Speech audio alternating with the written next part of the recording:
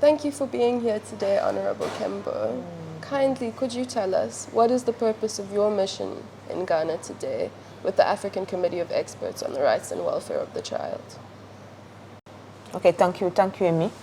Thank you for this opportunity you are giving me to expand on reason why we are here today in Ghana. I think our being here today in Ghana is within the context of following up the recommendation that the committee made to the government and the people of Ghana after the presentation of the initial report of Ghana. And then the committee has examined that report, which was submitted in 2014. It has examined it in 2016 and made recommendation thereon in 2017.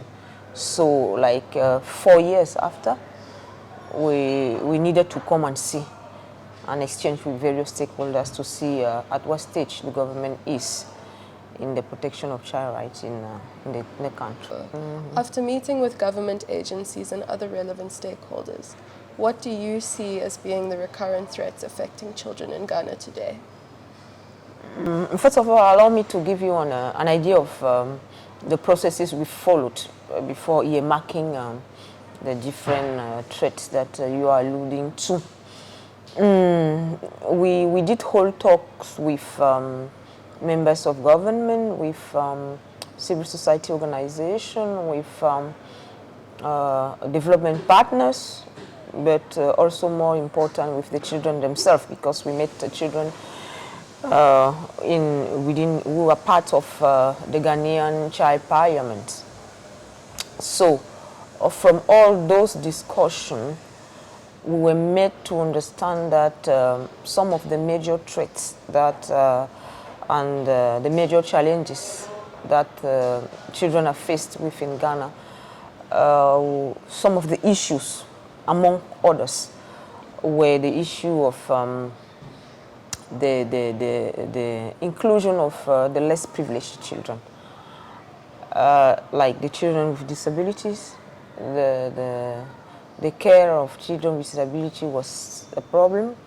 We were also made to understand that the issue of child pregnancy was still prevalent in the country, with children as young as 10 being entering into motherhood, which was quite worrisome.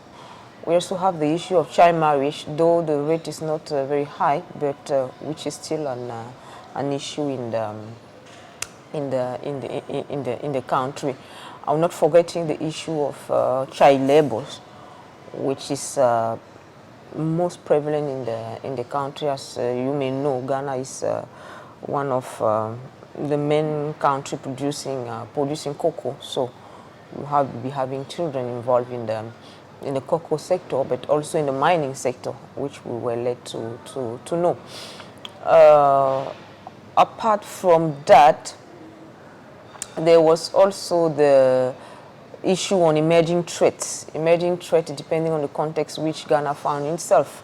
I think you may not forget that Ghana is surrounded by countries which face the Sahel region, and then with the instability in the Sahel region, you have an impact on Ghana with children on the move, who are flooding into the country, and you may just have to open your eyes when you are entering the country and notice that on the street you find many children, and we've made to understand that such children are prominently from neighboring countries. So the issue of children in the streets, the issue of children in the move, I think there seems to be the prevalent issues in the country. That's it. Thank you very much, Honorable Kembo. Noting the recurrent threats that you have just described, what are the challenges that you see in the overall child protection system in Ghana? With the stakeholders, we've seen and discussed some of the challenges of the system. I mean, the first challenge of the system as it is now, I mean, it's the issue of having a substantive minister in the Ministry of Gender, Children and Social Protection in Ghana, because we feel that the vacancy is taking too long to be filled, even though we've been told that it is not a vacancy as such. But I mean, the absence of a substantive minister makes it difficult to take files throughout the system. So the files are just getting stocked at a strategic level, and we feel that this issue should be looked upon. Yes. So I think the second issue is the issue of the decentralization of the services of the Ministry of Gender, Children and Social Protection. If we meant to understand that the decentralization doesn't go up to the roots, to the base, and that is somewhere it gets stuck, and then at a level of at the district level, you have some combination with the Ministry of Local Development, which does not make the reporting process easily flowing. The third issue, I think the issue of resources. We've made to understand that the sector is one of the least resource sector, whereas the portfolio of the Ministry of Gender, Children and Social Protection keeps expanding. So therefore, I think we need to pay attention to the resources that are allocated to the sector. Having addressed the persistent challenges, both affecting children directly in the Republic of Ghana, but also in the child protection system more broadly, what have you noted as being the successes that we have seen this week and progresses? Well, thank you, Amy, for this question. I think the first success that can be pointed out is the commitment. We've seen a government and the people committed to tackle the challenges facing them. I think if only this one, it's a big success. I think the people and the government of Ghana will be able to overcome the various gaps we've identified. In terms of policy designing, in terms of institutional framework, we've also seen that there are good laws and there are good policies. In terms of the institution, we have also seen that there are a good number of institutions that are in place and that could be able to enhance the social protection system in the country, and mainly the child protection system. Apart from that, concerning the various the different areas, operational areas, when we could see successes, we think even though it has its own challenges, the LEAP program can be pointed, one of the flagship programs, the LEAP program, and also the school feeding programs are coming prominently amongst those which can be qualified as success, even though they have their own challenges, which the government and people of Ghana are very able to overcome them.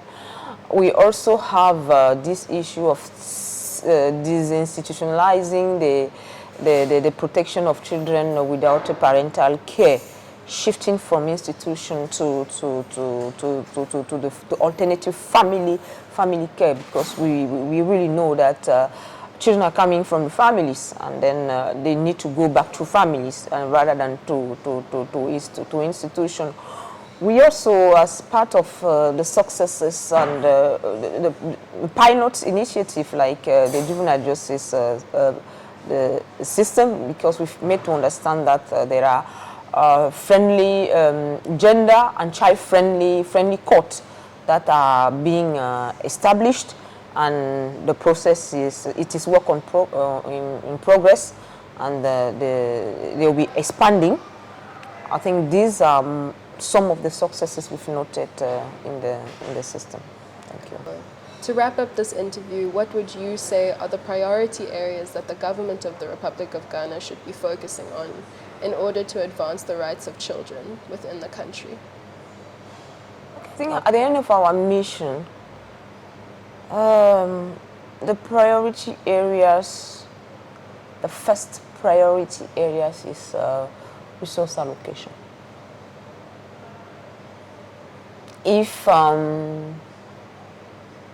the rate can move even to 2 or 3% of the national budget allocation with the institution, with the legal framework, with the procedures that have been put in place, will have a great impact in the system. I think the resource allocation is core. The second issue is on the reforms themselves. It's on the reform themselves. We've been made to understand that the reform is participatory, is being is led by the facts, and then that is led by the facts.